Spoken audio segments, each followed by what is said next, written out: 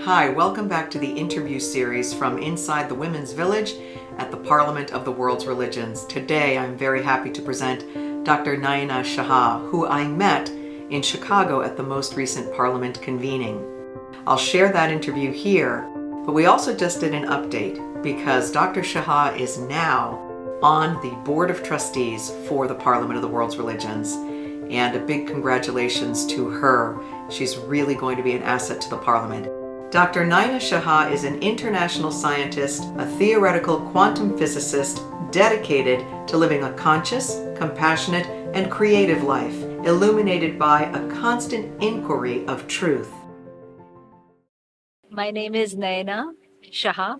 I grew up in a Jain faith, but I believe in universal religion and spirituality, and I practice Vipassana meditation for last 25 years, which is what is believed to be the teaching of Buddha. The whole idea behind that was that suffering is universal and so should be the way out of it. And this is meditation, which is non sectarian. My faith is very universal, my idea of faith. But I did grow up in the Jain faith, ahimsa. Non-violence is a very important factor of Jain religion and it's central. I don't know of any other religion where it's the central tenet. How does your faith inspire you towards this year's Parliament theme of a call to conscience? Since I was growing up, conscience is always called upon in your day to day life. In Jain religion, your day to day life is imbibed with having that awareness. And I guess I never thought of it, but it's unconsciously been always there in me. Not killing insects around in the house and those kinds of things. All this was always there with me. When I became a mother, is when I feel there was a very different evolution in me that I felt, and my spirituality just expanded. My daughter was nursing and is such a intimate bond breastfeeding her. What happened was like I started feeling very different about milk. Milk was something that we consumed. We were vegetarians always, but we consumed milk. And I suddenly felt like, wow, this spiritual bond that I have, all beings have that. We are the only ones who take milk from someone else's mother who's meant for that child. I never felt that way before. And at the same time, there was a messenger that came to our backyard, which was a doe that gave birth to fawns, and they grew up in our backyard and they used to have that celebration, the mother bonding right in front of me every day. The mother used to come out from behind the bushes and the two fawns used to come and drink milk. And seeing all that, there was something that happened that I just couldn't go back. My connection to the animals, I feel like deepened through my motherhood. All the animals have that bond and we are breaking all these bonds, right? And so I think if we want to celebrate motherhood or womanhood, we cannot do that without remembering all those animal mothers that are also nurturing their all the little ones, and especially like dairy. That's the one that really brings to my mind this whole thing of motherhood.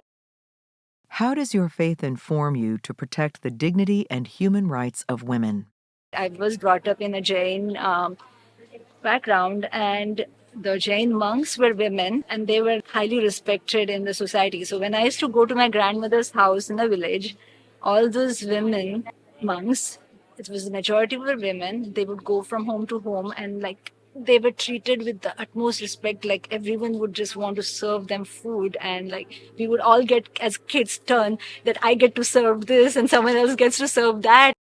I grew up with such strong women in my life, like my grandmother, then my mother, and my mother has been the inspiration, and she just transformed our family and how everyone is treated in the family, like men and women. My brother and myself, we were always treated equally. We all both did the same thing. And at the same time, I was also seeing some of my cousins who were treated very differently because they were women.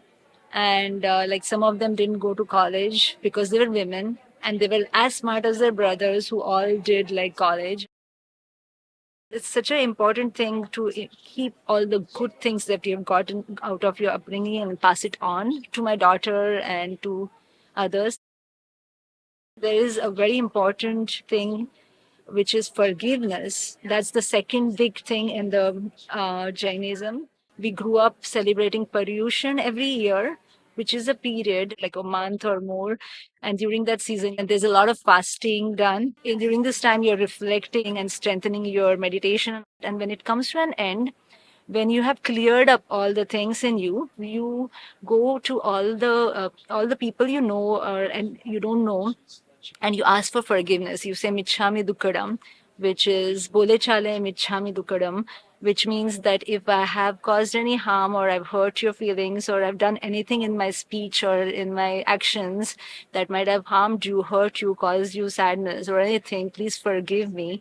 And the important part is knowingly or unknowingly. And the unknowingly part is so important. And then you ask for forgiveness and you also forgive everyone and you start with a clean slate. So that's something that's always with me. Is that something that you've taught your children? Yeah, very much so. I have just one daughter, but she's hopefully imbibing all this. What is your responsibility as a woman of your faith to protect our next generation of children? The mother theme is so present in me and Mother Earth.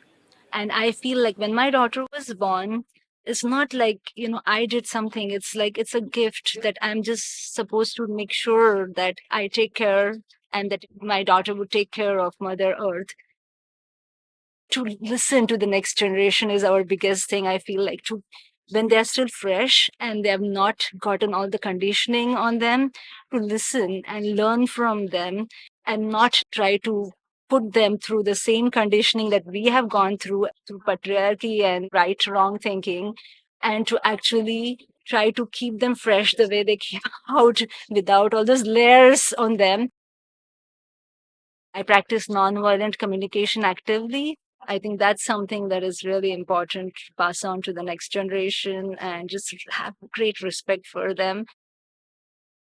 All to conscience without like constantly having the theme of taking care of earth and animals. It doesn't feel complete to me because it's not like they're separate plants, animals, earth, and us, and we are animals, and like the whole connection.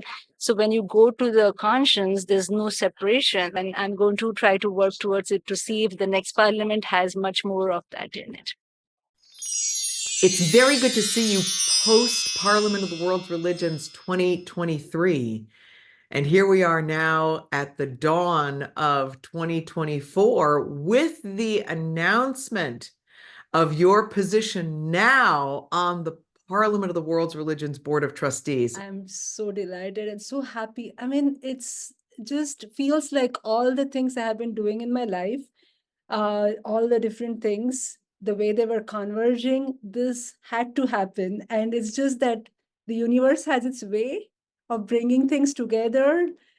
I'm really excited about the fact that there are this global ethics.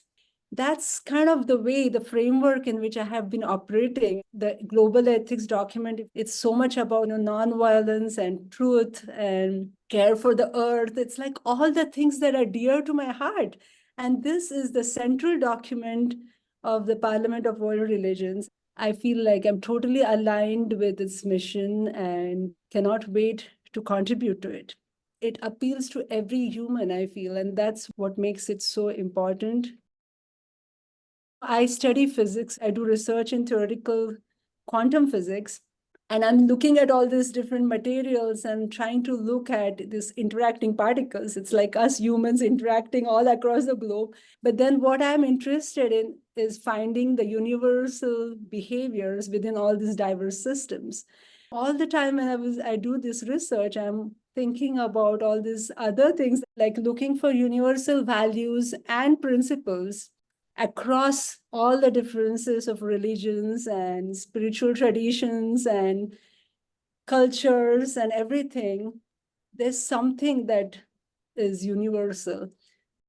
I think it's really important that the earth is included, all of life is included in this global ethics. It doesn't stop at human beings. People think only in terms of human beings. It just cannot be complete until you really fully consider the whole system. I'm so amazed at what the parliament has achieved by incorporating everything. in the global ethics document.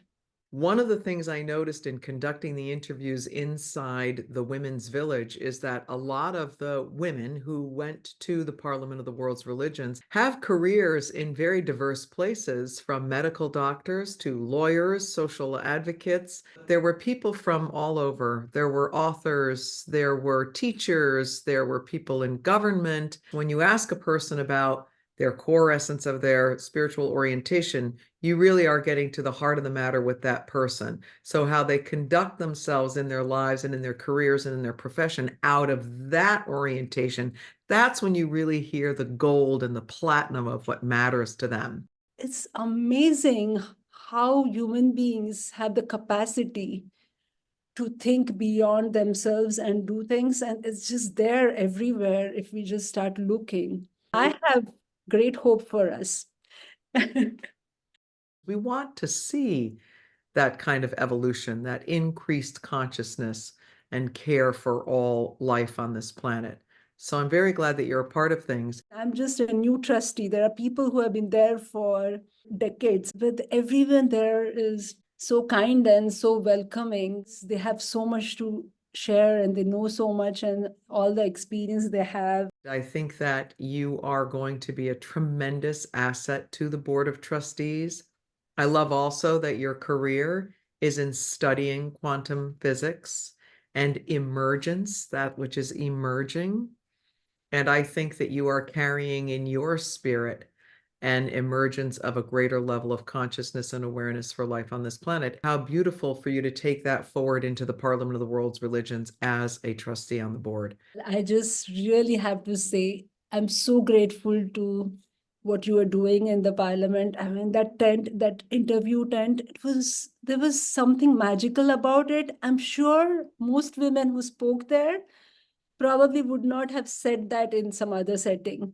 And I think I really have a lot of gratitude for what you did and you're doing. And I really hope that it reaches many people and more women speak up.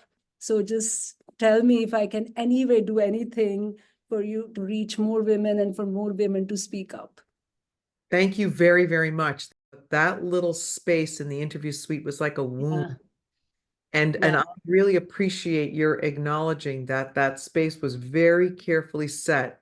My heart was just in service to the women to be able to speak from their hearts and forget that they were in a convention hall, forget that there were any cameras. Yeah. You're right. This is why I say about this interview series, the heart of woman beats as one. The women are activated and their love cannot be stopped. To a woman in that interview suite, there wasn't one that sort of stood on a platform of dogma. No one. They came from their traditions with their heart, and they shared with me the way their faith is in action and their spiritual practice is in action. Nayana, your spiritual practice is in action, and I wish you all the best. Thank you so much. Delighted to see you again.